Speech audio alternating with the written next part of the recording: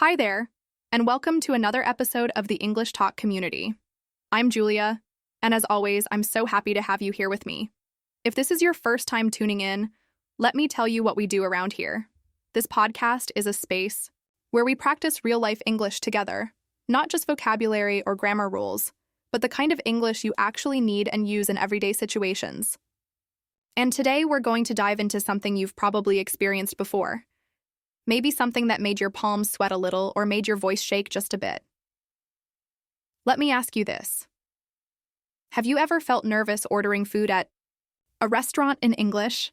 That small but very real panic when the waiter comes to your table and you suddenly forget the word for water or don't know how to say no onions, please? Maybe you were traveling in New York or visiting a friend in Sydney or just trying out a new cafe in your own city that happened to have an English-speaking menu. And there you were, heart beating faster, smile on your face, but totally unsure what to say next. If that's ever happened to you, I want you to know you're not alone. We've all been there. Even people who've studied English for years sometimes freeze up when they're in real-life situations. It's one thing to know the words in your head and another to use them out loud, in the moment, when people are watching and waiting. That's why this episode is so important. Today, we're focusing on exactly that. How to feel more confident and natural when ordering food at a restaurant in English. Because this situation is more than just a language challenge. It's a social moment. It's about being seen, being heard, being understood. And if we can get comfortable here, it opens doors to so many other experiences. Here's the truth. Ordering food is one of the most common real-life situations where people use English, especially if they're traveling, studying abroad, or living in a multicultural city. And yet, it's one of those moments where the pressure can feel really high. Maybe it's because there are so many things happening at once. You're looking at the menu, thinking about what you want, translating in your head, trying to remember polite phrases, all while the waiter stands there, waiting. And sometimes, the waiter speaks fast or with a different accent, and suddenly, all the English you studied disappears. But don't worry, that's exactly why I'm here. I want to walk you through this moment, step by step, and help you feel ready. You don't need to speak perfect English. You don't need to remember every phrase. What you need is to feel calm, clear, and confident.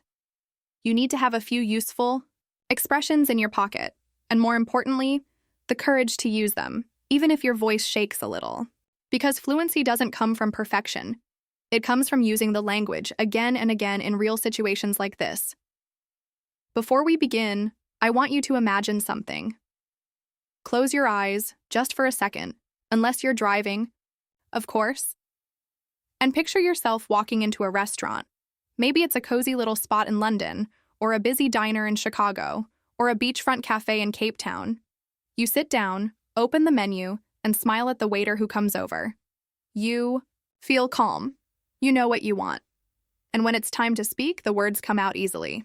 You say what you need. You ask a simple question. You even say thank you with confidence. The whole interaction lasts just a minute or two, but it feels like a small victory.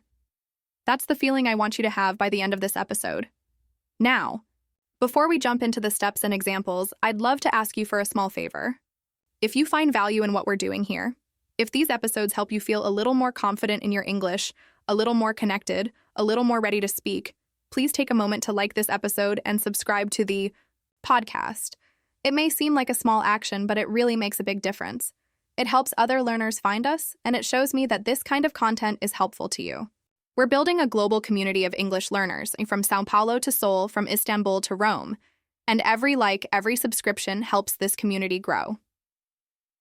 I want you to know that this podcast isn't just about learning English.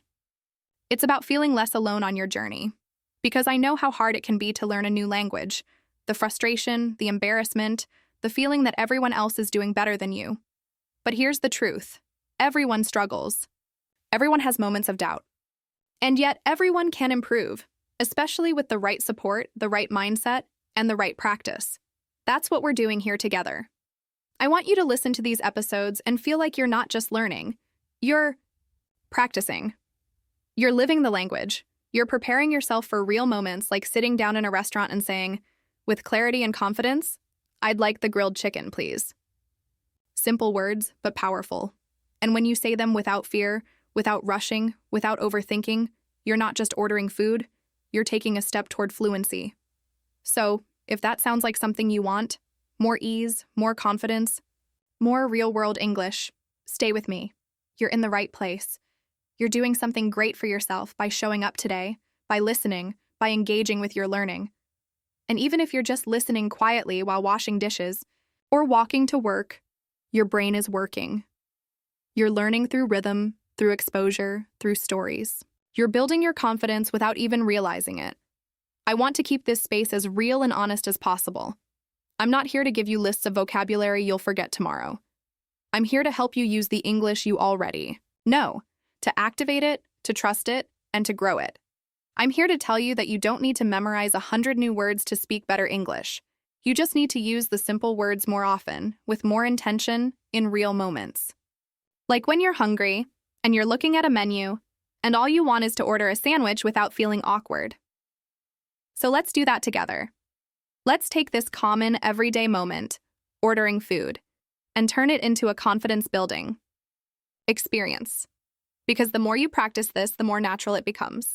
And the more natural it becomes, the more fluent you'll feel, even in new or unfamiliar situations. That's our goal for today. You and me, walking through it together. One phrase at a time. One real moment at a time. No pressure. Just progress.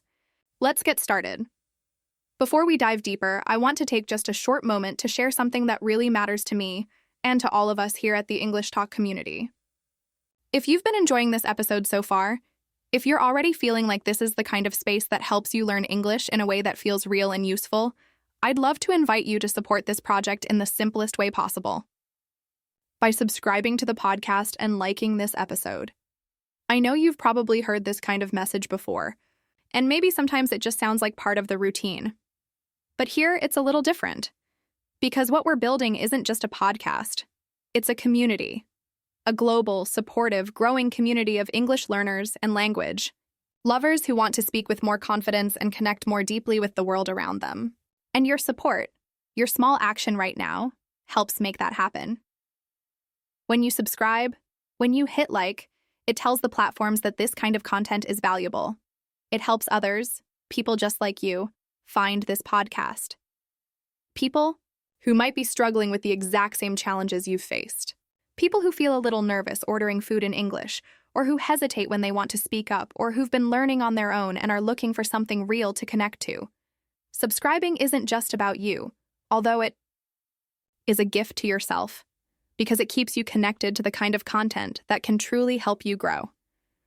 It's also a way of giving back, of helping someone else who might be listening in a different city, a different country, even a different time zone, feel just a little more supported on their learning journey. It's a small action, but it carries real meaning.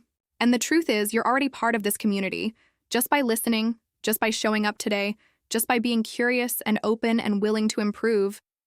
That sense of belonging is so important. Learning English or any language can sometimes feel lonely. You might feel like you're the only one struggling with pronunciation, or the only one who forgets words mid-sentence, or the only one who's afraid to speak up. But I want to remind you, you're not alone. Not at all. Right now, there are listeners tuning in from cities like Paris, Mumbai, Berlin, Tokyo, Lagos, Buenos Aires, Toronto, and so many others. And each person listening brings their own experiences, their own fears, their own victories. We are all in this together. And when you subscribe, when you engage with this podcast, you're not just clicking a button. You're saying, yes, I'm part of this. I care about this. I believe in this. I know it takes a certain level of intention to keep showing up and learning, especially when you're doing it on your own or in your free time, or while balancing work, family, and other responsibilities. That's why we try to make each episode not only useful, but uplifting, so that every time you listen, you feel like you're gaining something. A new phrase, a new strategy, a little more courage. And by subscribing, you make sure that you don't miss those moments.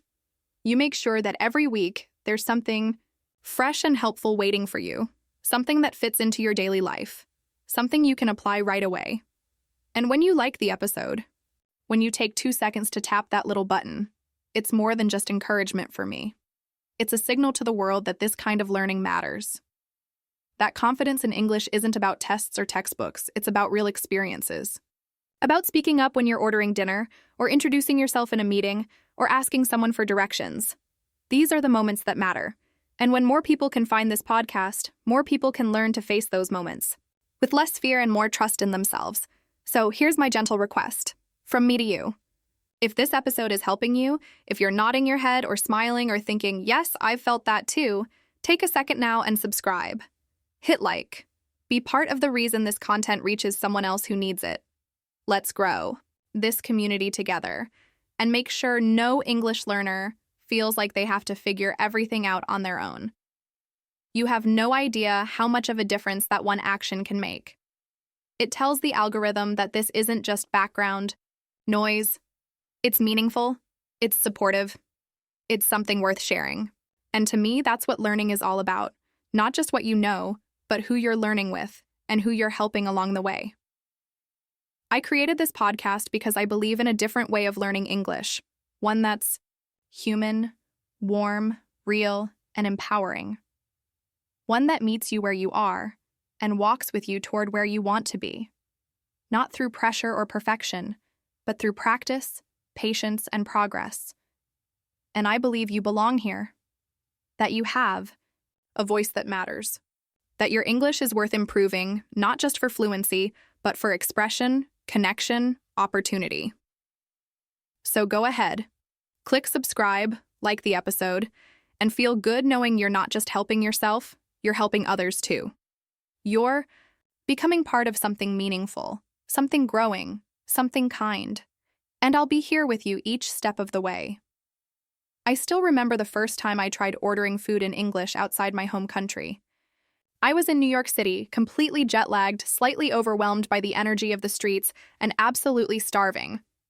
I had just arrived from Lisbon, and all I wanted was a good sandwich, something simple to calm the hunger and give me a little boost of energy before heading to my hotel. I walked into this small, busy deli near Times Square, full of people, smells, noises, and that fast-paced rhythm of people who have places to be and no time to waste. I looked at the menu. It was packed with options. Turkey club, pastrami on, rye, BLT, Philly cheesesteak, and so many more. Honestly, I froze for a second. I had learned all the vocabulary in class. I knew the words. I had practiced dialogues. But suddenly my mind went blank. There was this strange pressure building up. I didn't want to hold up the line, I didn't want to sound weird, and I definitely didn't want to mispronounce anything. So I did what many people do in those situations. I panicked just a little. I pointed vaguely at the menu and said something like, "This one, please, sandwich with the chicken one." The cashier, who looked like she had seen this 1,000 times before, just smiled, nodded, and said, "You want the grilled chicken with avocado?" I nodded so fast I must have looked like a bobblehead. I paid, grabbed my sandwich, and left, feeling this strange mix of relief and embarrassment. It wasn't a disaster, but it didn't feel like a win either.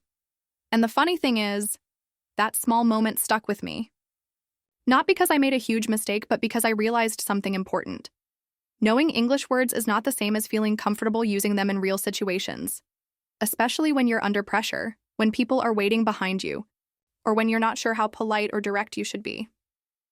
It happened again, in a different way, years later in Seoul. I was with a small group of travelers, and we walked into this beautiful little restaurant tucked away in a quiet alley. It was late, and we were all exhausted from walking around the city all day. The menu was in English, which helped, but the waiter didn't speak it fluently. I remember asking for no onions in a dish, and I must have said it too quickly or with the wrong rhythm, because I got the exact opposite, extra onions piled on top like a joke. I smiled, ate around them, and made a mental note to speak slower and clearer next time. These little moments taught me that language learning isn't just about the words. It's about the feeling. The confidence, the calm, the rhythm. And confidence doesn't come from being perfect. It comes from being willing to try, even when the situation is a little awkward. even when your order gets misunderstood, even when you mix up medium rare and well done, or forget how to say sparkling water. When I talk to people from different cities, Madrid, Bangkok, Sao Paulo, Nairobi, Melbourne, I hear the same kind of stories. That first moment ordering at a restaurant in English can be surprisingly emotional. It's not just about food. It's about being seen, being understood, being independent. It's about feeling like you can take care of yourself in another language. That's why it's such a powerful moment in the journey of learning English. One of my friends from Warsaw once told me that she practiced restaurant phrases in front of the mirror for 2 weeks before her first trip to London. And even though she still felt nervous, she said the practice gave her this sense of control. Another student from Jakarta told me he used to watch English language cooking shows and repeat the phrases the hosts used when describing food, just so he'd feel more natural when ordering, and I get it. We all want to sound natural. We want to order our meal without overthinking every word. We want to say, "Can I have the grilled salmon with a side salad, please?" and have it feel as smooth as saying it in our own language. But sometimes we get caught in our own heads. We overthink the grammar, the pronunciation, the speed. And that tension builds up until the moment doesn't feel casual anymore. It feels like a test. So I want to say this clearly, from one learner to another. It's okay to laugh at those moments. It's okay to be a little awkward. It's okay to say chicken with the green thing if you forget the word for avocado. What matters is that you're using the language. You're jumping in. You're making real-life contact with English. And that's how fluency grows, not in a textbook, but in moments like these. That's why I always try to keep the tone light, especially when we talk about everyday situations like this. Because the pressure to be perfect can really block your progress. But when you approach it with curiosity, with a bit of humor, with the willingness to keep going even after small mistakes, something changes. You stop seeing English as this scary mountain and start seeing it as a tool, a way to connect, a way to be present in new experiences. And I think that's why I love these little restaurant moments so much. They're short, simple, but powerful. They bring together everything: vocabulary, listening, pronunciation, culture, confidence. And best of all, they're real. No script, no safety net, just you and the words and the waiter. And when you get through it, even if it's not perfect, you feel stronger. You realize, hey, I did that. I spoke English. I got my meal. I survived. So the next time you think about ordering in English, try to think of it not as a challenge, but as a chance. A chance to experiment. A chance to have a little fun with the language. To discover how much you already know. To practice without pressure. And maybe even to enjoy the surprise of what happens when you just go for it, mistakes and all. If there's one situation that almost every English learner will face sooner or later, it's ordering food at a restaurant. Whether you're traveling, abroad, living in a new country, or simply trying to feel more independent in everyday interactions, restaurant English becomes one of those essential skills that goes far beyond just asking for a meal. I've had so many conversations with learners from all over the world, from Berlin to Bangkok, from Toronto to Cape Town, and it always amazes me how often this specific moment comes up as a turning point in their confidence with English. Why? Is that? Because it's real life. It's not a classroom, it's not a worksheet, and it's not a quiet, controlled conversation where you can stop and think for 5 minutes. When you walk into a cafe or sit down at a restaurant, things move fast. There's a menu. There are choices. The waiter is speaking to you. People might be waiting behind you. And suddenly, all those words and phrases you learned in class need to come out, clearly and naturally. It's a moment that tests your listening, speaking, pronunciation, and even your nonverbal communication. And because it's such a common situation, it gives you something very powerful: practical confidence. What do I mean by practical confidence? It's that feeling you get when you successfully complete a task in English that helps you live your life. You might not speak perfectly. You might pause or repeat yourself, but you get the result. You order the food you want. You ask a question and understand the answer. You use English as a tool, not just as a subject you're learning. And that shift is huge. Let's think about how often this situation comes up. If you're traveling, you might eat out 3 times a day. If you've just moved to an English-speaking country, restaurants, cafes, food trucks, or takeout places quickly become part of your daily routine. Even if you're just ordering coffee or asking about vegetarian options, you need the language. It's not optional, it's essential. And what's beautiful about it is that it gives you so many chances to practice. You don't need a perfect accent. You don't need advanced grammar. You just need to be clear, polite, and ready to use what you know. When I talk to students, I often hear that these moments are both scary and exciting. There's pressure, sure, but there's also possibility. One student from Milan told me that she practiced the phrase, "Can I get a table for one, please?" for weeks before her solo trip to London. She was nervous, but once she used it, she felt this immediate boost. That one sentence opened the door to the entire experience. Another student, a young man from Hanoi, said his first real English conversation happened in a restaurant in Sydney when he asked the waiter to explain what roasted beets were. That small question led to a longer chat, a good laugh, and even a food recommendation he still talks about.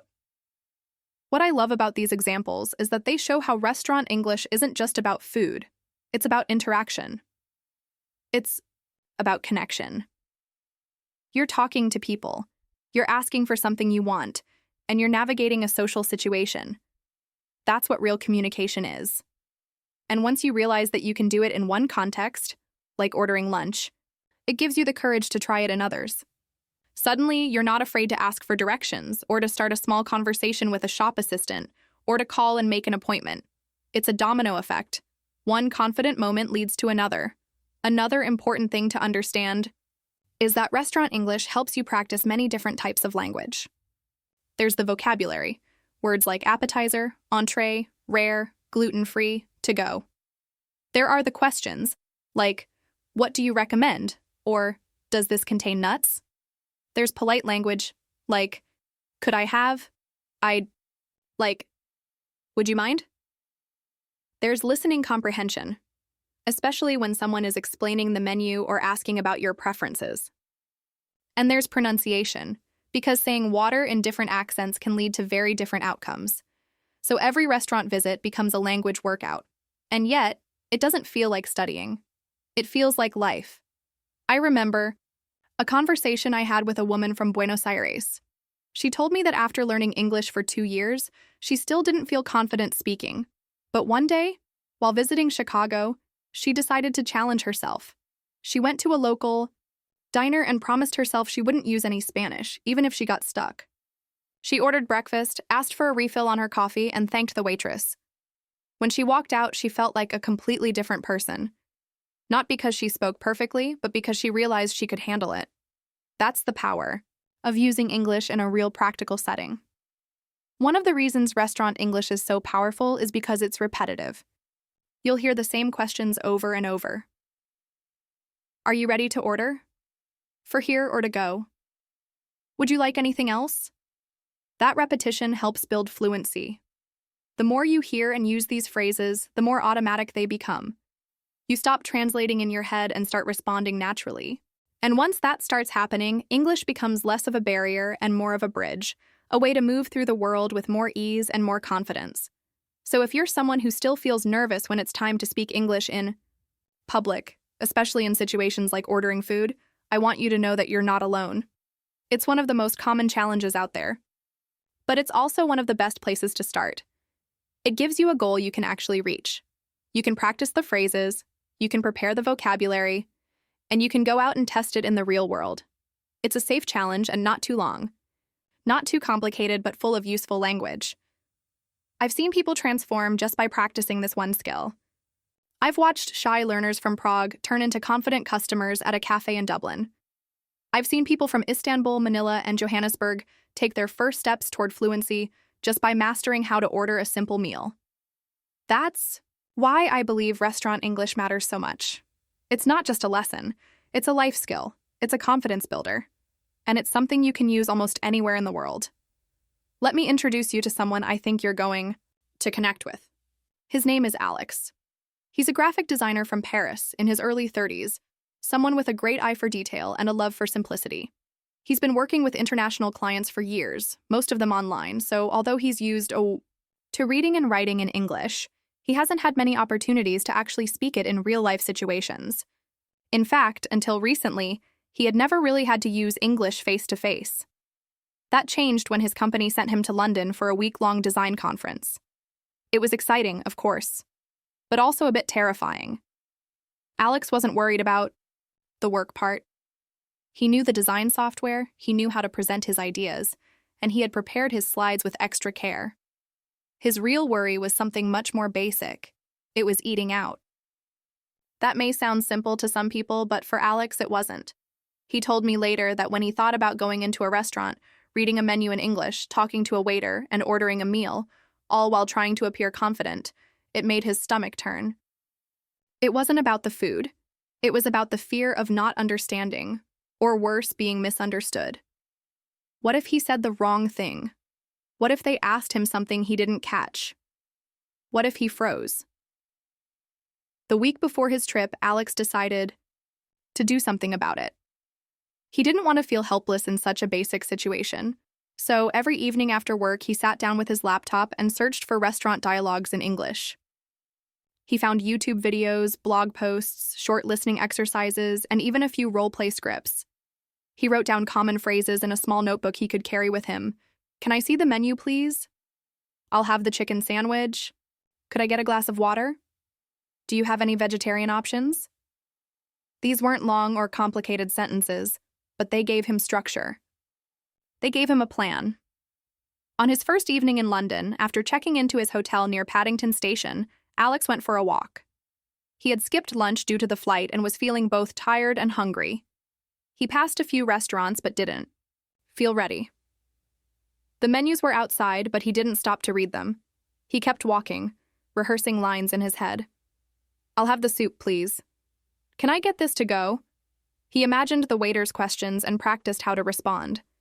Finally, after about 20 minutes of walking in circles, he took a deep breath and stepped into a small Italian restaurant with wooden tables and dim lighting. The kind of cozy place that didn't feel too busy or overwhelming. He was greeted by a smiling waiter who said, "Table for one?" Alex nodded and said, "Yes, please." It was his first victory.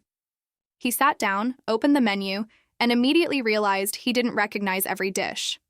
Some words were familiar, but others were confusing. He didn't want to ask too many questions, so he chose a dish that sounded safe: spaghetti with tomato and basil. When the waiter came back, Alex said, "I'd like the spaghetti, please." The waiter asked, "Would you like anything to drink?" And Alex replied, "Just water, thank you." It was a short exchange, but for Alex, it felt like he had just run a marathon. As he ate his dinner, he started to relax. The food was good. The place was quiet, and most importantly, he had made it through his first real restaurant conversation in English. No panic, no mistakes, or at least none that mattered. The waiter had understood him, and he had understood the waiter. He felt a wave of relief and pride. For the rest of the evening, he stayed at his table, reading emails and enjoying the quiet atmosphere. Before leaving, he even had the courage to ask, "Could I get the check, please?" Another small success. Over the next few days, Alex went out to eat every evening. Each time he tried to use one or two new phrases from his notebook. One night, at a fish and chips place, he asked, "What do you recommend?" The waiter smiled and said, "The haddock is our most popular." Alex didn't even know what haddock was, but he trusted the recommendation and said, "Okay, I'll try that." Another day, he had lunch at a cafe where he asked if they had gluten-free options. The staff member was friendly and helped him choose a salad. Every meal became an opportunity to practice.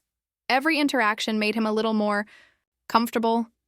Alex told me something that really stayed with me. He said that once he got through the fear of that first restaurant visit, everything else in English felt easier. It was like a wall had come down. Before, he had always imagined that speaking English in public was this big, complicated challenge that he wasn't ready for. But now, he knew it didn't have to be perfect. He just needed to be clear, polite, and prepared with a few key phrases. The fear didn't disappear overnight, but it got smaller, and every successful moment gave him more courage to keep going. I think Alex's story is powerful because it reflects what so many of us go through. The fear of not knowing what to say, the pressure of speaking in a new language, the worry about making mistakes. These are things that almost every English learner experiences. But by taking one small step, like ordering food, you can start to build real confidence. Not the kind that comes from memorizing long lists of vocabulary or mastering grammar rules, but the kind that comes from doing something in the real world, even when you feel nervous. What I admire most about Alex is that he didn't wait to be perfect. He prepared just enough, trusted himself, and took action. And that's something all of us can learn from. You don't need to speak flawless English to succeed in these everyday moments. You just need to be willing to try. Whether it's in a cafe in London, a street market in New York, or a food court in Singapore, these little conversations add up. They teach you, they push you, and they prove that you are capable of using English to live your life with more independence and confidence. When you walk into a restaurant in an English-speaking country, especially if it's your first time doing that in English, it can feel like you're stepping into a stage play where everyone knows their lines except you. I remember feeling this way myself the first time I entered a diner in New York City. Everything seemed fast, automatic, and slightly intimidating. But the truth is, restaurant routines are usually quite predictable, and once you know what to expect, you can handle it with much more ease. Let's walk through that moment together. You step inside, and the first person you'll probably see is the host or hostess. This person stands near the entrance and greets you. In most places, the first question they'll ask is something simple like, "Hi, how many?" or "Table for two." They might also ask, "Do you have a reservation?" Even if you're by yourself, don't be surprised if they say just one. That's not rude, it's just a common phrase. If you don't have a reservation, you can simply say, "No, just one," or "No reservation." If you're with a group, you can say, "We're four," or "A table for four, please." Keep it simple. No need for full sentences if you're not comfortable. Clarity is more important than grammar. Once you answer, the host might say, "Right this way," or "Follow me," and they'll guide you to your table. Sometimes, especially in casual or fast food restaurants, you don't wait to be seated. You just pick a table yourself. If you're unsure, look around or ask, "Can I sit anywhere?" Once you're seated, the server or waiter usually appears within a couple of minutes. They'll hand you the menu and say something like, "Here's the menu, I'll be right back," or "Can I get you something to drink while you decide?" This is the perfect time to look over the menu, even if some of the words are unfamiliar. Don't stress about understanding every single item. Focus on finding something you recognize or something that looks similar to dishes you know. Many menus describe ingredients under each dish, so look for keywords you know, like chicken, rice, salad, or pasta. If you're not ready when the server returns, you can say, "Can we have a few more minutes?" or "I need a little more time." That's completely normal. Nobody expects you to be ready instantly. But if you already know what you want, you can start with something simple. "I'll have the burger," or "I'd like the grilled chicken, please." If you want to be polite, adding "please" goes a long way. And a smile helps too. You don't have to sound like a native speaker. Just speak with calm and clarity. Now let's talk about drinks. Usually the first question after seating is about beverages. They might ask, "Can I get you something to drink?" Or "Would you like something to drink while you look at the menu?" In North America, especially in the US and Canada, it's very common to be offered water automatically. In other countries, you might have to ask. You can say, "Just water, please," or "I'd like a soda." And if you don't want a drink, simply say, "No, thank you." Easy and polite. Another thing you might notice is that in English-speaking cultures, servers tend to check on you often. They might come back and ask, "How's everything?" or "Is everything okay?" This is not because something is wrong. It's just part of the service. A simple answer like, "It's great, thank you," or even just a smile and a nod is enough. If there is something wrong, or if you need something, that's a good time to say so. Maybe you need more water, or you want some ketchup. Don't hesitate to say, "Can I get some ketchup, please?" Or "Could I have more water?" Let's say you're not sure what something on the menu is. That happens all the time, even for native speakers. You can ask the server, "What's this?" and point to the item. Or you can say, "Can you explain what this dish is?" You don't have to be afraid of asking questions. Most servers are used to it and are happy to help. If you have dietary preferences or allergies, that's important to mention too. You can say, "Is this vegetarian?" or "Does this have nuts?" Again, keep it short and clear. Another tip I always share is to pay attention to the sounds and body language around you. If you're not sure what to do, watch what others are doing. Are they going up to the counter to pay? Are they waiting for the server to bring the check?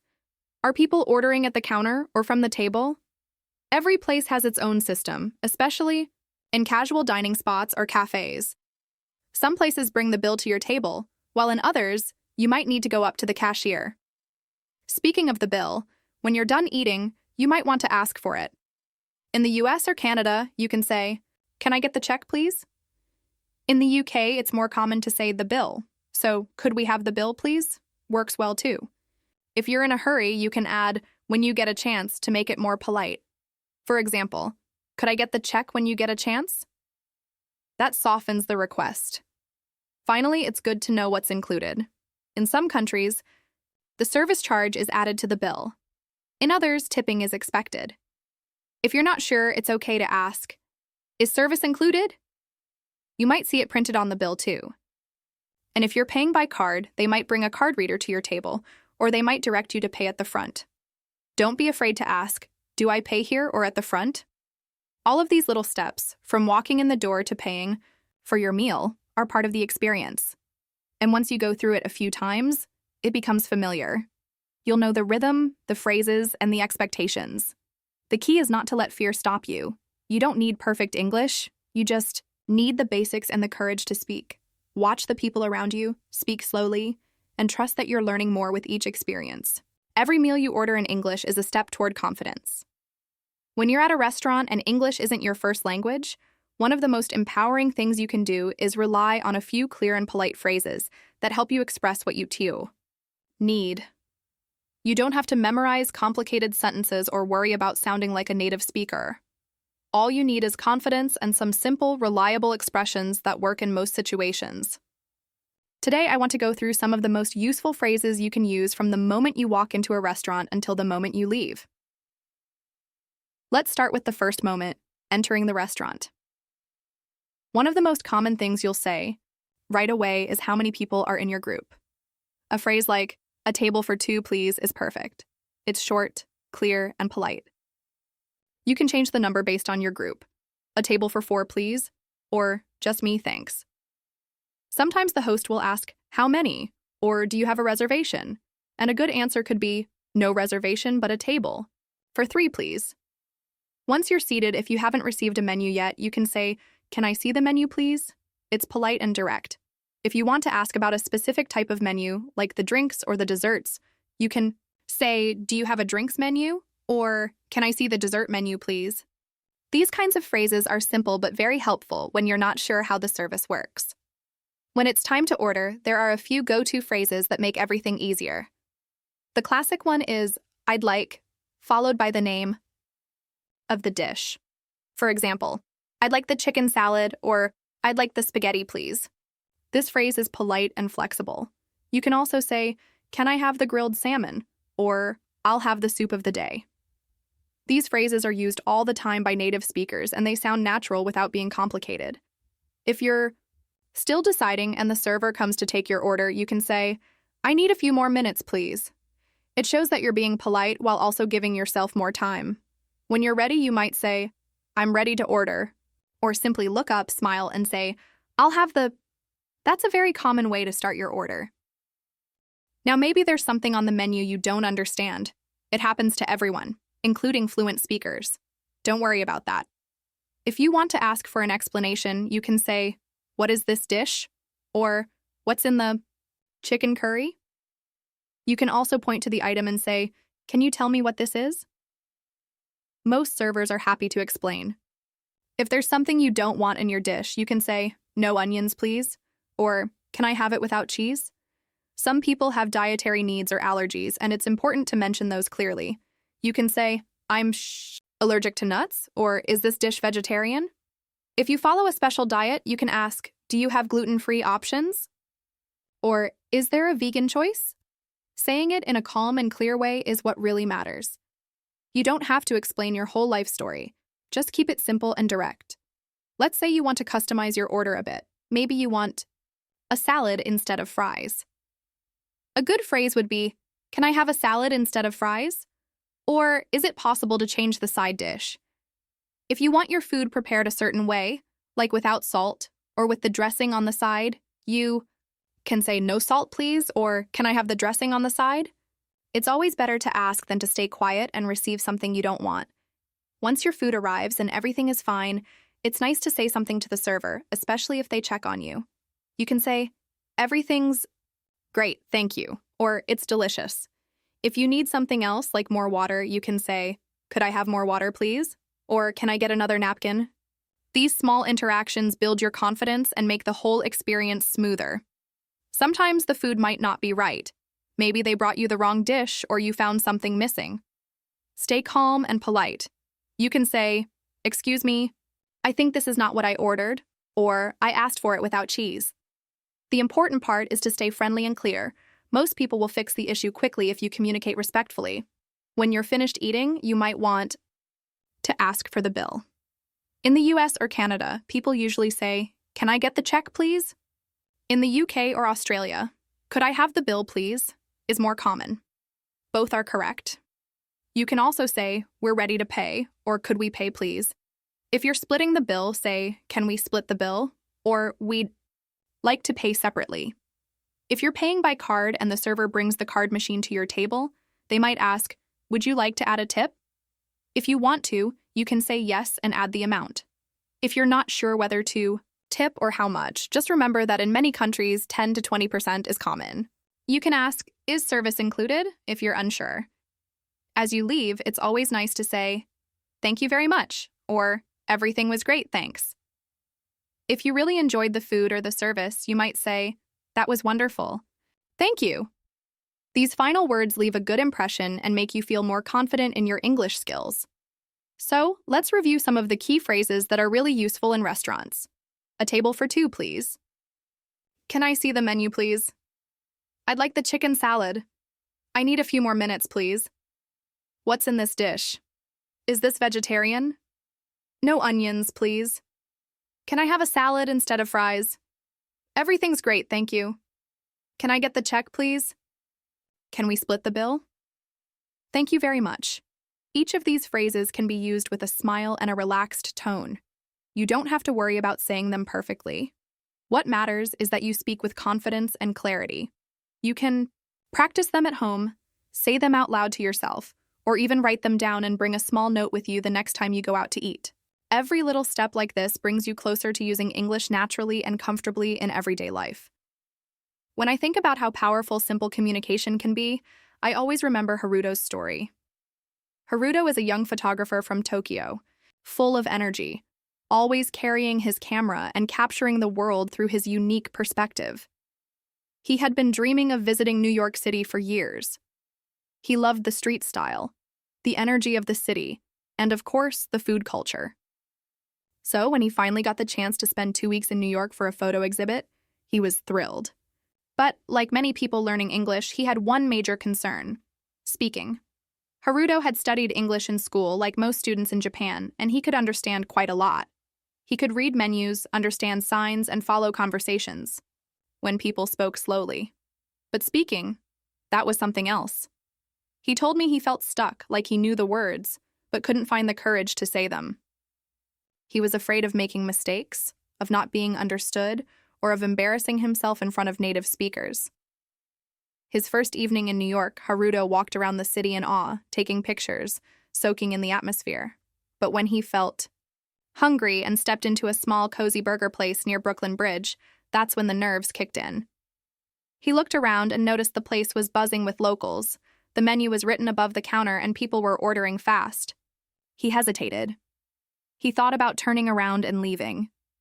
But then he remembered one phrase he had practiced. I'll have the cheeseburger, please. That phrase gave him something to hold on to, something he could rely on. So he walked up to the counter, took a deep breath, smiled, and said, I'll have the cheeseburger, please. The woman behind the counter smiled back and said, Sure thing. Would you like fries with that? Haruto paused, then nodded and replied, Yes, please. That was it. He ordered his first meal in English. It might not seem like much to someone fluent, but for Haruto, that small moment was a huge personal victory. As he sat down with his burger and fries, he felt a wave of confidence. He didn't say many words, but the interaction worked. He got what he wanted, and the communication was successful. And that was the key. Haruto told me later that in that moment, he realized something important. Speaking perfect English wasn't necessary.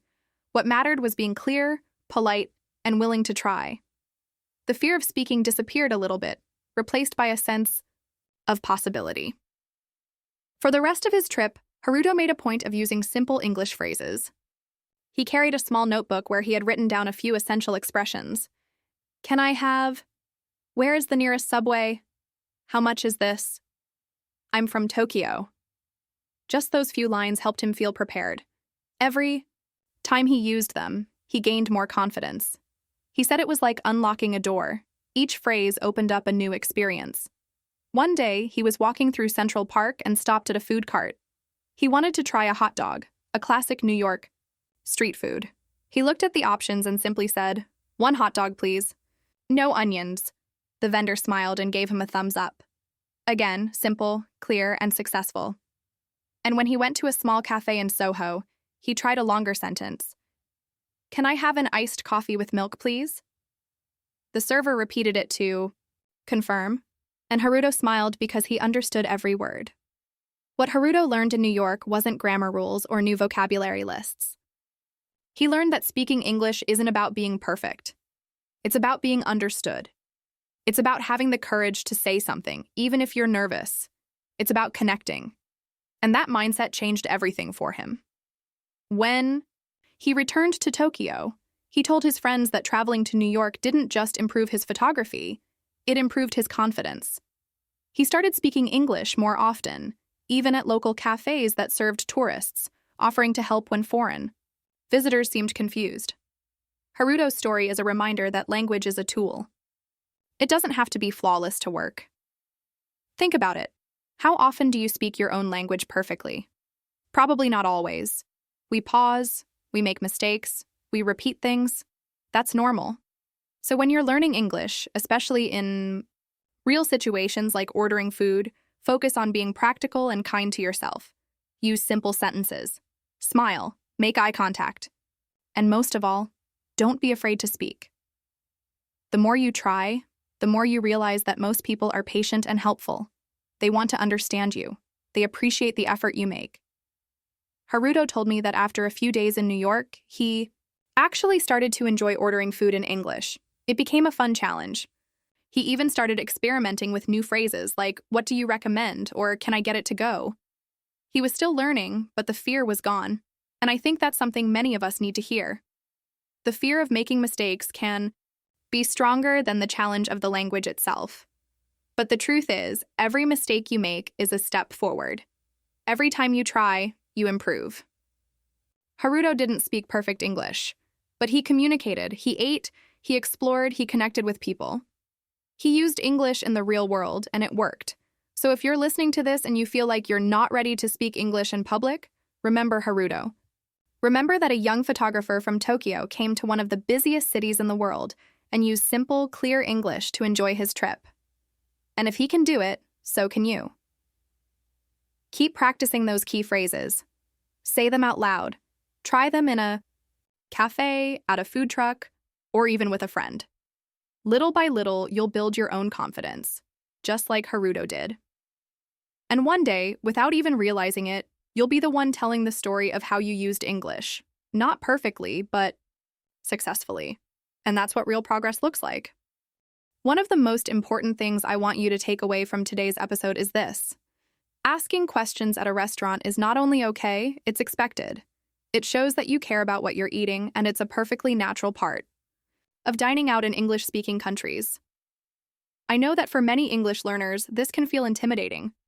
You might worry about asking the wrong thing or not understanding the answer. But trust me, asking questions about the menu is a great way to practice your English, build your confidence, and make sure you get a meal you actually enjoy.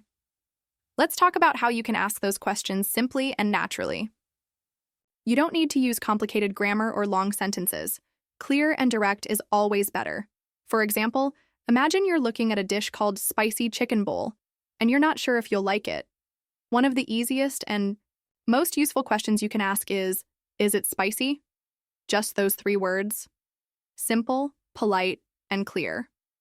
Most restaurant staff will answer directly, yes, it's very spicy, or no, it's mild. If you have allergies or just don't like certain ingredients, it's really helpful to know how to ask about what's in a dish. You can say, what's in this dish? Or does it have nuts? Or is there dairy in this? These questions help you feel safe and informed. And in many countries, especially in the US, UK, Canada, and Australia, people are used to these types of questions. It's very common for customers to ask about ingredients. One phrase I really like is, can you tell me more about this? You can use it when you're looking at a dish you don't know much about. For example, if you see something called eggplant parmesan and you're not sure what it includes, just ask, can you tell me more about the eggplant parmesan? This question sounds friendly, and the person helping you will probably describe it in simple terms. Now, let's say you want to know what the restaurant recommends. This is also a great way to start a conversation. Try saying, what do you recommend, or what's popular here? These are phrases native speakers use all the time. You don't have to worry about sounding strange or awkward. Asking. For a recommendation is common, and servers usually enjoy helping you choose something good. Another useful thing to ask is about substitutions. Maybe you like a dish, but there's one ingredient you want to change. For example, can I get it without onions? Or can I have rice instead of fries? These are very normal requests. And here's a tip. Using can I have or can I get is a great structure that works in almost every situation. It's polite, direct, and easy to remember. Now, what if you're not sure how to pronounce something on the menu? This happens all the time, even for native speakers. Menus can have words from many languages, like French, Italian, or regional English dishes. If you see something and you're unsure how to say it, you can just point to it and say, I'd like this, please, or how do you pronounce this? You'd be surprised how understanding and helpful people can be when you're honest. About learning. Here's another phrase that helps when you want more details. Is it served hot or cold? This is useful for dishes like soups or salads that can be served both ways. You might also ask, is it a big portion, if you're trying to decide how much to order? Or does it come with bread? These are small questions, but they make a big difference in your experience. Let me tell you about a moment I had while traveling that really reminded me how powerful these small phrases can be. I was in Toronto and I walked into a cafe that had a beautiful display of pastries. The names were all in English, but some of them were fancy, and I couldn't tell what was inside. So I asked the barista, what's in this one? While pointing to a pastry that looked like a croissant with a twist. She smiled and said, that's an almond croissant with a bit of orange zest inside. I loved that answer.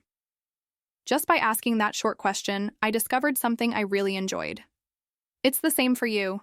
The more comfortable you get with asking these simple things, the more confident you become. You're not bothering anyone by asking. It's part of the dining experience. And if the person you're speaking to is friendly, and most people are, they'll answer kindly. In fact, I've heard many stories from listeners who said that asking questions at restaurants helped them start conversations and even make friends. Let's practice a few more examples. If you want to know if a dish is vegetarian, you can ask, is it vegetarian? Or does it have meat? If you want to know if the dessert is homemade, ask, is it made here? Or is it fresh today? If you're unsure whether a drink has alcohol, you can say, is there alcohol in it? These are all clear, helpful phrases that can improve your dining experience. And if you ever don't understand the answer, it's okay to ask again.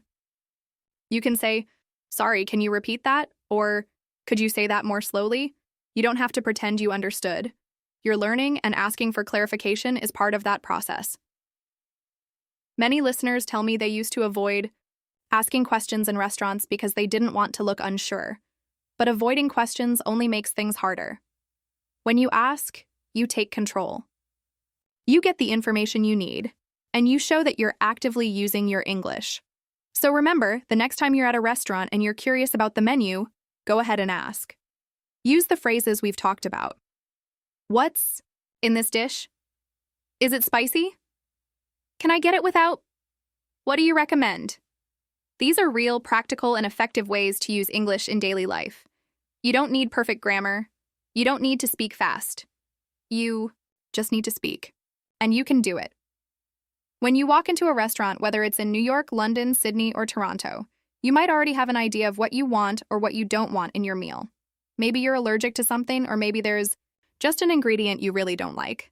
Maybe you're vegetarian, or you prefer your food without too much salt.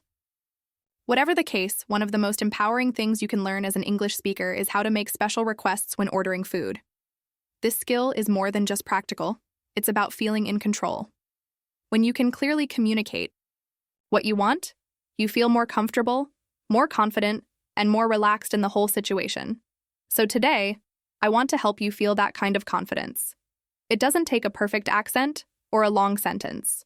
It only takes a few simple phrases and the willingness to use your voice. Let's start with one of the most common requests, asking for a dish without a certain ingredient. Maybe you see a sandwich on the menu and it says it comes with onions, but you don't like onions. Just say, "Can I have it without onions?" That's it. Straightforward and polite. You can use the same structure with anything. "Can I have it without cheese?" Or "Can I have it without sauce?" You don't need to explain why. It's perfectly okay to make the request. You can also change the sentence a little bit and say, "I'd like it without onions." Both are correct and natural. Saying "Can I have" or "I'd like" are great ways to begin any food request. They sound polite but still clear and confident. Sometimes you might want to replace an ingredient instead of just removing it. Let's say the meal comes with fries, but you want a salad instead. You can ask, "Can I have a salad instead of fries?" Or "Could I get vegetables instead of rice?" These little substitutions are very common in restaurants, and servers are used to hearing them. In most cases, they'll say yes, or let you know if it's possible. The key is to ask clearly and politely. If you follow a special diet, maybe you're vegetarian, vegan, or gluten-free, you can also make requests like, "Could you make it vegetarian?" Or "Is there a gluten-free option?"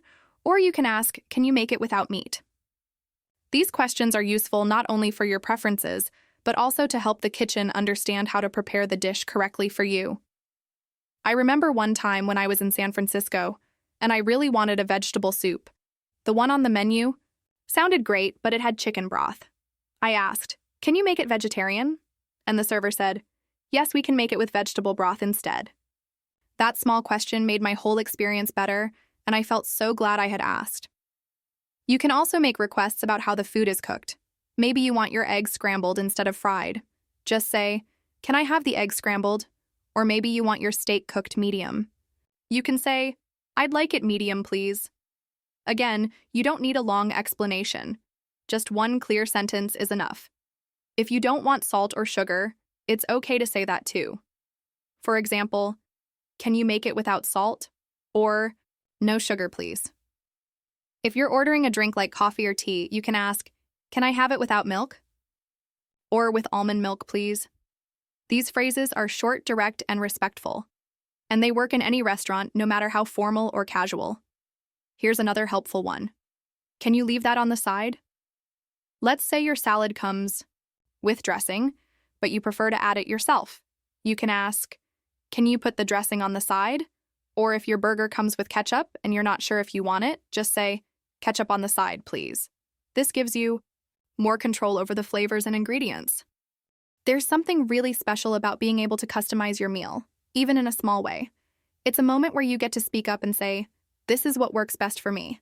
And when you do it in English, especially as a non-native speaker, it's a powerful reminder that your voice matters. You don't have to just accept what's given to you. You can shape your experience and make choices. Sometimes people tell me they feel nervous about making special requests because they think it's asking too much or being difficult. But I want you to know that in English-speaking cultures, this is completely normal. Servers and restaurant staff hear these kinds of requests all the time. What matters is how you ask. And as long as you're polite and clear, people will usually respond with kindness. If you ever feel unsure, here's a soft way to ask. "Would it be possible to have it without?" Or, "Would it be okay if I get it with?" These phrases add a gentle tone, and they're especially good if you're in a slightly more formal setting or if you just want to sound extra courteous. Let's go over a few more examples together. Could you make it less spicy? Can I have it without dairy? I'm allergic to peanuts. Can you make sure there are none in the dish? Can I substitute the bread for rice? Is there a non-dairy option? Each of these sentences gives you power to control your meal and make your experience comfortable. You're not being a difficult customer. You're just being clear about what you want. And that's something everyone deserves. And here's something interesting. Making special requests also helps you practice English in a real meaningful way. You're not just learning vocabulary or grammar from a textbook. You're using the language to meet your needs in real time. That's the kind of English that sticks. That's the kind of English that becomes part of your daily life. So the next time you look at a menu and think, I wish this had less sauce, or I want this without onions, don't stay silent. Use your voice, use your English, ask with confidence. You already have the tools. Just take that small step, and you'll see how much more enjoyable and empowering the whole experience can be. Let me tell you about Maria from Madrid. She's one of those people you meet and instantly feel inspired by. When I first heard her story, I smiled because it reminded me of so many learners who think they need perfect English before they can speak. Maria proved that's just not true. She showed that what really matters is your attitude, your willingness to keep trying, to laugh at mistakes, and to stay open, even when things don't go as planned. Maria is a university student from Spain, and she moved to Dublin for a semester to study and improve her English. She had taken English classes in school, like many people do, but she didn't have much real-life speaking experience. When she arrived in Ireland, she was excited, but she was also nervous. One of the first challenges she faced was going out to eat on her own. It might sound simple, but for someone still building confidence in English, walking into a restaurant, looking at a menu, and talking to a server can feel like a huge mountain to climb. She told me about her first time eating out in Dublin. It was a small cafe near her campus. She walked in, and the staff greeted her with a cheerful, "Hi there, how can I help you today?" And that's where her mind went blank. She froze. She had practiced phrases in her head, but in that moment, the words disappeared. Instead of panicking, though, she smiled and said, "Sorry, slow, please." The server smiled back and repeated more slowly, and Maria felt a little wave of relief. She looked at the menu. It had some dishes she didn't know. She wasn't sure what smashed avocado toast meant. She wanted to ask, but she didn't know how. So she just pointed to the item and said, "This, what is?" Her grammar wasn't perfect, but it worked. The server explained it kindly, and Maria nodded along. Then she said, "Yes, I take this. Thank you." Again, not perfect grammar, but clear enough. That first experience was awkward, yes. She stumbled over words, forgot how to say things, and even had a moment where she mixed up please and thank you. But she smiled through the whole thing. She made eye contact. She repeated what she didn't understand. She used her hands to gesture when words didn't come. And most importantly, she didn't give up or apologize for her English. She allowed herself to be a beginner, and that's what made all the difference. Over the next few weeks, Maria kept going to the same cafe. Each time she learned a little more. She started asking questions like, "What's today's soup?" or "Can I have coffee with milk?" She practiced with the staff, who remembered her and always treated her kindly.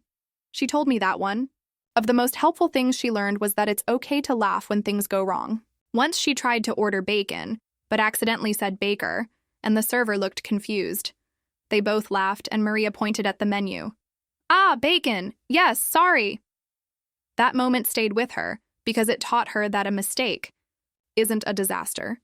It's just part of learning. Maria also realized that being expressive with her face and hands helped a lot. She didn't have to know every word. Sometimes she just pointed, smiled, nodded, or made a gesture. She said things like, "No spicy?" while pretending to fan her mouth. Or she made a little X with her fingers when she didn't want something. These gestures, combined with her simple English, worked beautifully. People understood her. More importantly, she started to feel understood. What Maria shows us is that clarity doesn't mean perfection. You don't need advanced grammar or a big vocabulary to communicate well. You need courage, you need a sense of humor, and you need to believe that people will help you if you show effort. Maria didn't hide her mistakes. She embraced them. She didn't say, "I'm bad at English." She said, "I'm learning English."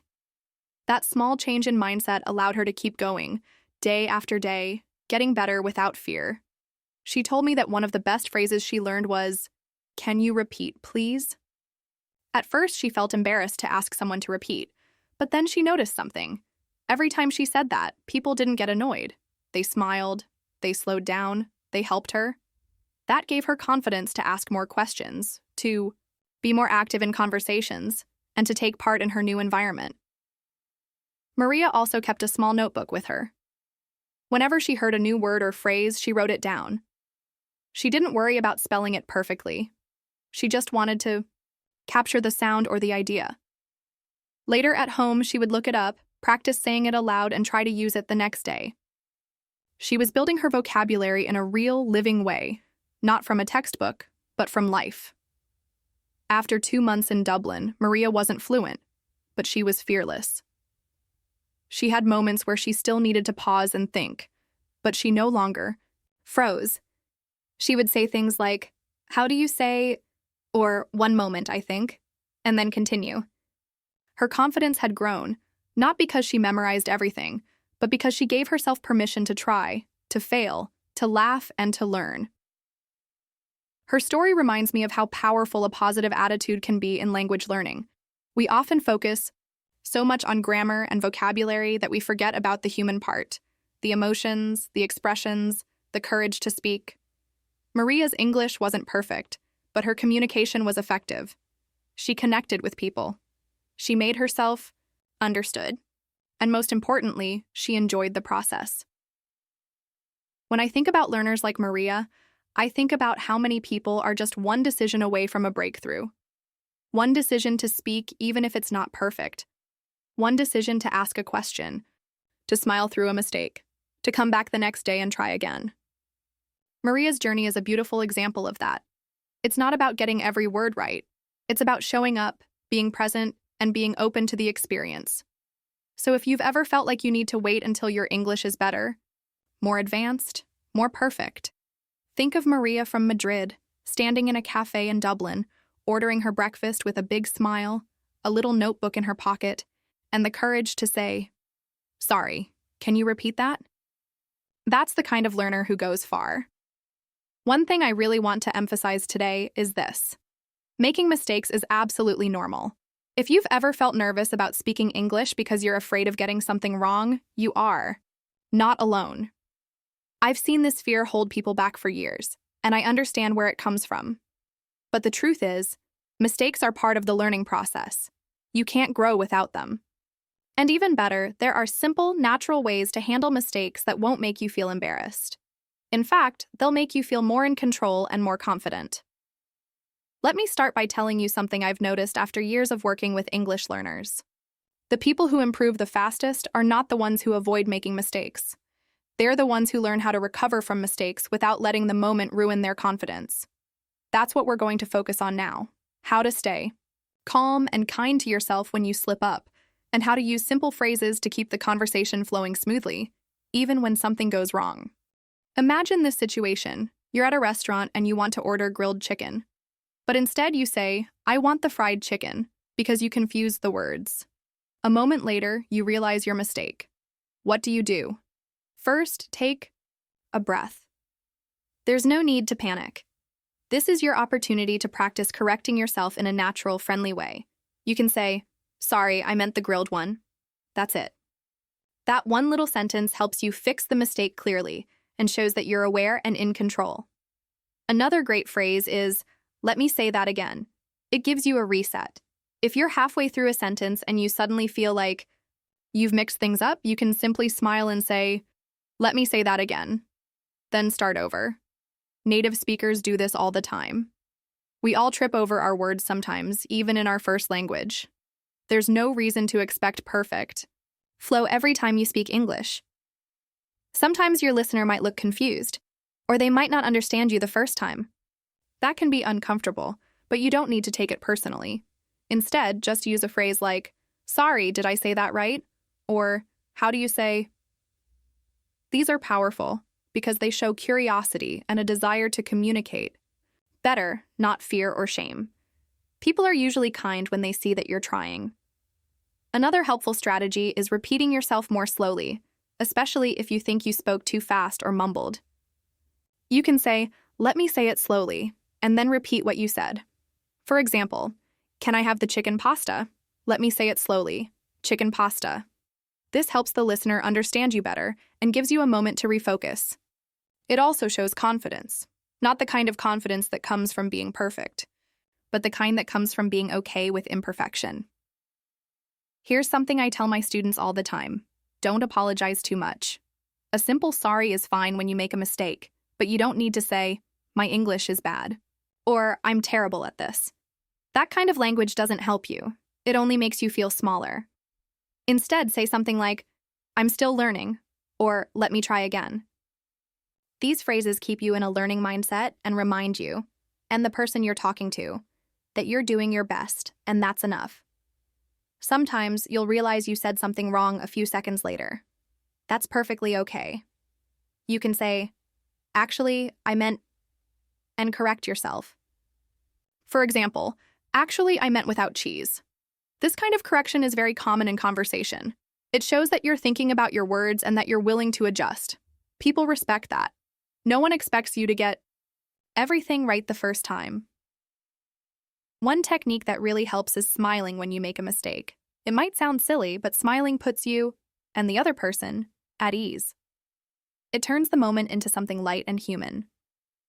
If you mispronounce a word or mix things up, smile, laugh a little if you want, and try again. That's not weakness. It's strength. It shows that you're resilient and willing to keep going, which is exactly the attitude you need to succeed. Another tip I love is using body language to support your words. If you forget a word, try describing it or gesturing. For example, if you forget the word spicy, you can fan your mouth or say, "It's hot, chili." That helps the listener. Guess what you mean? It keeps the conversation moving even if the exact word doesn't come to you. Remember, the goal of speaking is not perfect grammar, it's understanding. I also recommend practicing mistake recovery phrases regularly so they become automatic. Phrases like, "Sorry, what I meant was," "Actually, let me try again." "I'm not sure how to say it, but what's the word for?" "Can you help me with this word?" The more you use these, the easier it becomes to stay calm and in control when something doesn't come outright. They give you tools to fix the moment without freezing or feeling embarrassed. I've also seen learners create their own little routines for when they mess up. For example, one student of mine taps her notebook when she forgets a word. It's her signal to herself, "It's okay, I'll learn this later." Another learner I worked with always takes a small breath and says, "Try again." These personal habits help you move forward instead of getting stuck. The most important thing is to treat yourself with kindness. Don't judge yourself for making mistakes. You are learning a new language, and that's a brave and amazing thing. Every mistake is a sign that you're using your English. Every correction is a step forward. Every awkward moment is a piece of your progress. I know how hard it can be when words don't come out the way you planned. I've been there too, learning other languages. But I promise you this: the people who speak English well today are the ones who made thousands of mistakes before they got there. They just didn't let those mistakes stop them. They kept going. And you can too. So the next time you forget a word, say something backwards, or feel unsure, remember that it's not a test. It's a conversation. You're not trying to be perfect. You're trying to connect. And with a little patience, a good sense of humor, and a few simple phrases, you can handle any mistake with confidence and grace. Keep going, keep speaking, and be proud of every step you take. One of the most powerful tools you have when speaking English, especially in situations like ordering food at a restaurant, is politeness. It doesn't require perfect grammar or a big vocabulary. In fact, even with just a few basic words, you can leave a great impression if you use them in a kind and respectful way. I've seen so many learners gain confidence, not by speaking perfectly, but by speaking politely. That little shift in attitude creates a much more positive experience. both for you and for the person you're talking to. Let's start with one of the most important words in English: please. It's such a small word, but it completely changes the tone of your request. If you say, "I want a coffee," it sounds a bit direct. But if you say, "I'd like a coffee, please," it immediately sounds friendlier. People respond better when you're polite. It makes them want to help you. And the best part? It's easy to add. You don't have to change the structure of your sentence, just add "please" at the end. Another magic word is thank you. I always encourage learners to use it often, not just at the end of a meal. You can say thank you when the server brings you the menu. You can say thank you when they pour your water or when they answer a question. These small moments of gratitude really do matter. They show appreciation, and they help build a little connection, even if the conversation is brief. Now let's talk about some polite expressions you can use instead of just making direct statements. For example, instead of saying, "I want the fish," try saying, "May I have the fish?" or "I'd like the fish, please." These phrases are still clear and easy to understand, but they sound more respectful. Using "may I," "could I," or "can I" is a simple way to ask for something in a nice way. Sometimes when we're focused on communicating clearly, we forget to add these softeners. That's normal, especially when you're still learning. But adding even one polite word to your sentence can make a huge difference. For example, instead of saying, "Where's the bathroom?" you could say, "Excuse me, where's the bathroom? Please?" You don't need to speak fast or use fancy words. Just being kind in your tone and choice of words is enough. Another great way to sound polite is by using "excuse me." This phrase is very useful when you want to get someone's attention or when you want to ask a question. You can say, "Excuse me, can I see the menu?" or "Excuse me, is this seat taken?" It's also helpful if you accidentally bump into someone or interrupt a conversation. It shows you're aware of the situation and that you respect the other person's space. Sorry is another important word. If you don't understand something or need to repeat yourself, you can say, "Sorry, can you say that again?" Or, "Sorry, I didn't catch that." It's a way to show that you're trying to be polite even when you're unsure. And again, you don't need to feel embarrassed. People appreciate the effort. One thing I love seeing is when someone uses a polite tone, even with very basic English. I remember once seeing a learner say just a few words, "Water, please." "Thank you," with a smile, and the server responded so warmly. It's not about speaking perfectly, it's about the way you speak. Your attitude, your tone, your kindness, all of that speaks louder than grammar. It's also helpful to smile and use friendly body language. Sometimes we forget that communication is not just words. If you look open and kind, people are more likely to treat you the same way. A small nod, a smile, a gentle voice, all of that helps create a smooth, pleasant experience. You can also use polite responses when someone helps you. For example, if the server says, "Here's your drink," you can reply, "Thank you very much," or simply, "Thanks."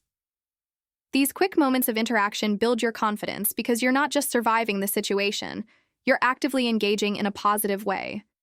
When you're unsure what to say, you can keep it simple. Try something like, "Could I have the soup, please? Can I get this without onions, please? Thank you, that's all. Excuse me, is this vegetarian?" These phrases are easy to learn and very effective. If you practice using them regularly, they'll become automatic and you'll feel more relaxed in situations like restaurants, cafes, or even shops. There's also a polite way to say no. Let's say the server asks, "Would you like dessert?" and you don't want any. Instead of just saying no, you can say, "No, thank you," or "I'm okay, thank you." These small phrases soften your answer and make the interaction smoother. If you make a mistake or forget a word, being polite helps you stay calm.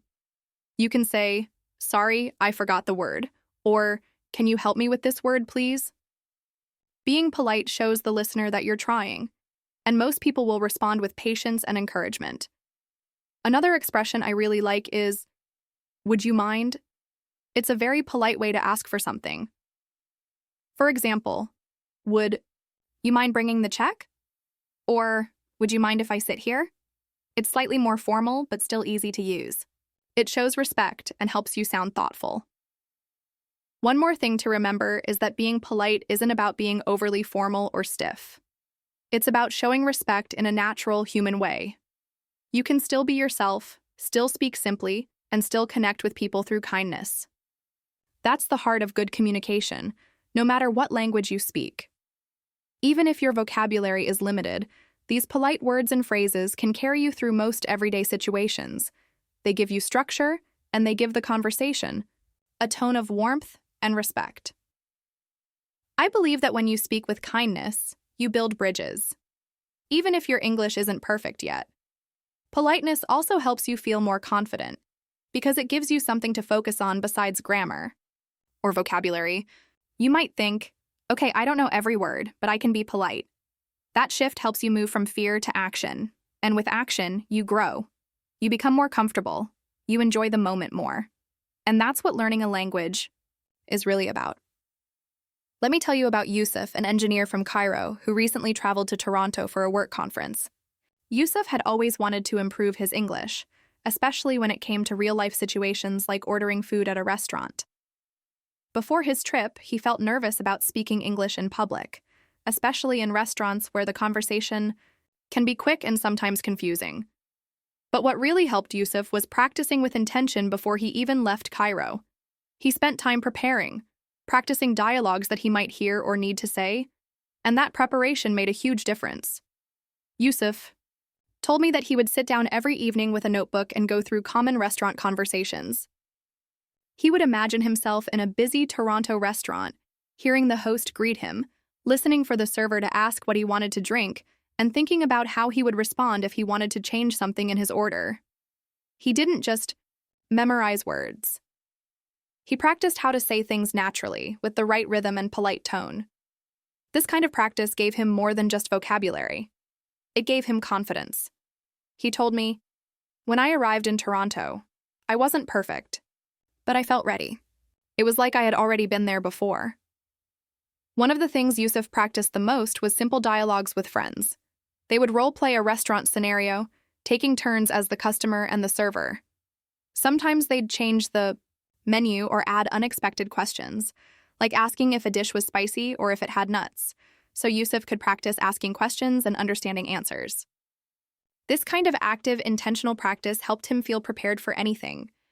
When you practice with a purpose, it's not just repetition. It becomes a kind of rehearsal, a way to train your brain to react naturally when the real moment comes. Yusuf also made sure to record himself speaking during these practice sessions.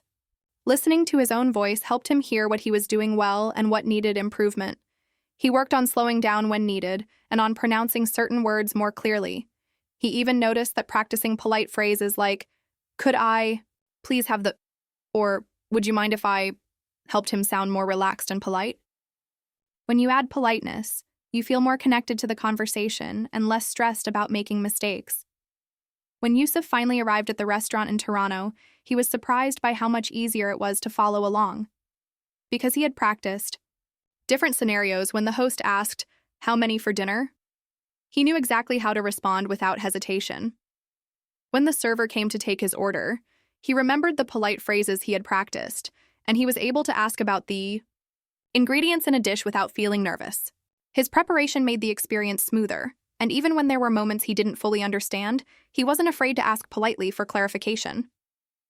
Yusuf told me that practice gave him a kind of safety net, so he didn't feel trapped by his mistakes. Yusuf's story is a great reminder of how important it is to practice English with intention, especially before you face real situations. It's not just about studying grammar or vocabulary in isolation. It's about imagining yourself in the situation, thinking about what you want to say, and then practicing those phrases until they feel natural. When you do this, you build more than just language skills. You build courage. I love how Yusuf's experience shows us that practice doesn't have to be complicated. Even simple, repeated practice with a friend or alone can make a big difference. And the best part is that you don't have to wait until you're in the country or at the restaurant to start practicing. You can begin right now, wherever you are. Just a few minutes a day focusing on the kinds of conversations you want to have can give you a huge boost. One thing Yusuf mentioned is that practicing dialogues helped him become more aware of the flow of conversation. He realized it's not about speaking perfectly, but about understanding the rhythm of English and knowing when to speak, listen, or ask a question. That awareness made him more comfortable in real interactions because he wasn't just thinking about the words. He was thinking about the communication as a whole. Also, practicing with intention helped Yusuf get used to common restaurant vocabulary, so when he heard words like appetizer, main course, or dessert, he didn't have to pause and think too much. Instead, he could focus on the conversation itself. This kind of preparation helps reduce the stress that comes from trying to translate every word in your head. When you recognize words naturally, you have more space to enjoy the experience and to practice speaking with confidence. Yusuf also talked about how this practice gave him a sense of control. Before, he felt like situations in English-speaking countries were unpredictable and intimidating. But after practicing, he felt like he had tools to handle these moments. That feeling of being prepared made him more willing to step out of his comfort zone and try speaking more. And that's such an important step in learning any language, feeling confident enough to take risks. What I find inspiring about Yusuf's story is how much of his progress came from his mindset. He wasn't focused on being perfect or fluent overnight. Instead, he focused on small, realistic goals, learning key phrases, practicing polite requests, and imagining himself in the restaurant. That mindset helped him stay motivated and enjoy the process. It reminds me that learning English is a journey, and every little step counts. Yusuf's experience also shows how technology can help. He used online resources to listen to restaurant conversations and practiced repeating what he heard. Sometimes he watched videos or used apps that simulate ordering food. These tools helped him practice listening and speaking in a low-pressure environment, which is so important when you want to build confidence. I want you to think about Yusuf's story when you're preparing for your own English practice. What kind of restaurant scenarios could you imagine and practice? Maybe ordering a coffee at a cafe, asking for a vegetarian meal, or asking about a dish's ingredients. You can create your own dialogues or find practice partners online or in your community. Remember, the key is to practice with intention. Don't just repeat phrases mechanically. Think about how you want to say things, how polite you want to sound, and how you want to respond if something unexpected happens. When you approach your practice this way, you prepare yourself not just for language, but for real conversations that you will have. Yusuf's story is a wonderful example of how preparation and practice can transform your experience. It's proof that you don't have to be perfect to communicate effectively. With a little focus, patience, and practice, you can feel ready to order your food, ask questions, and enjoy dining out in any English-speaking city. Just like Yusuf did in Toronto, you can step into those moments with confidence and a smile, knowing you have practiced with purpose. Now that we've spent time together exploring how to order food in English confidently, I want to take a moment to reflect with you. Think about all the tips, phrases, and stories we've talked about so far. You've learned how to greet a host, ask about the menu, make special requests, handle mistakes gracefully, and most importantly, how to be polite and clear when speaking English in a restaurant. These are all valuable tools that you can carry with you whenever you find yourself in that situation. But knowing these things is just the first step. The real progress happens when you put them into practice. So here's a practical question for you. What if you practiced ordering out loud right now? Yes, right here, wherever you are. Imagine you're at a restaurant. Picture the place in your mind. The host welcoming you, the server bringing a menu, and you asking questions or making your order. Say the phrases we've discussed aloud, using your own voice, your own pace. This simple exercise helps build your muscle memory and makes you feel more comfortable speaking. You don't need to be perfect. The goal is to feel familiar with the words and the flow of the conversation. Practicing out loud brings your learning to life. If you have a friend who is also learning English or someone who speaks English well, why not practice with them? You can take turns playing the roles of customer and server. This interactive practice gives you the chance to hear different ways questions can be asked, to respond naturally, and even to handle unexpected situations. Sometimes when you practice with others, you discover new expressions or different ways to say the same thing, and that enriches your language skills. Don't be afraid to laugh at mistakes or make jokes. Language learning should be fun and supportive. Also, Consider your next meal outside as a real opportunity to use what you've learned. Whether you go to a cafe, a casual restaurant, or even order takeout, see it as a chance to practice your English. Ordering food is one of the most common daily interactions you can have in an English-speaking environment. Every time you do it, you're not just ordering food. You're practicing your language skills, building your confidence, and learning to navigate real-life situations. Remember, it's normal to feel nervous the first few times you try. That nervousness means you care, and it's a sign you're growing. When you step into the restaurant and speak English, you're practicing bravery. Every conversation, every order, every question is a victory. Over time, those small victories add up, and your confidence grows stronger and stronger. When you practice these dialogues, pay attention to how your voice sounds, how your body feels, and how your mind reacts. Notice if you hesitate, or if certain phrases feel awkward. These moments are great opportunities to improve. You can try practicing those tricky parts again, or finding simpler ways to say the same thing. The more you practice, the more natural it will become, until ordering food in English feels like just another easy part of your day. Think about how much more enjoyable it will be to sit down at a table and understand everything on the menu, to ask questions without fear, to request exactly what you want politely and clearly.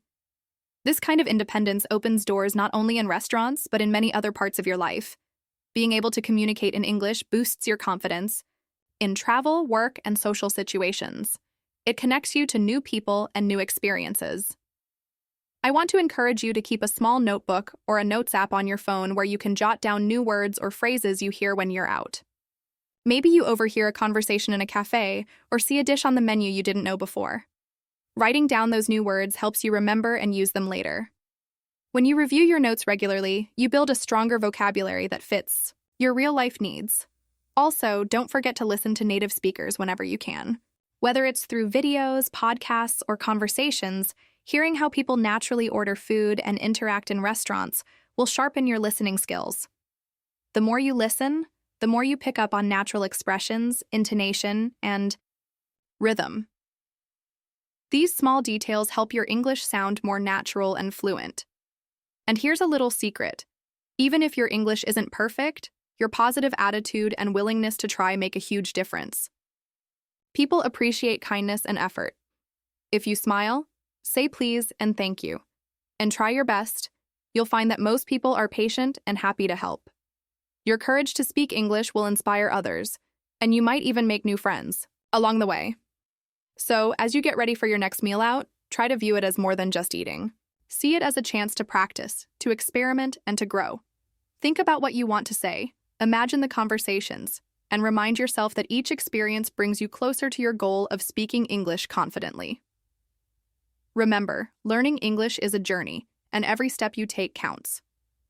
Whether you're practicing by yourself, with a friend, or in a real restaurant, each time you speak, you're building your skills and your confidence.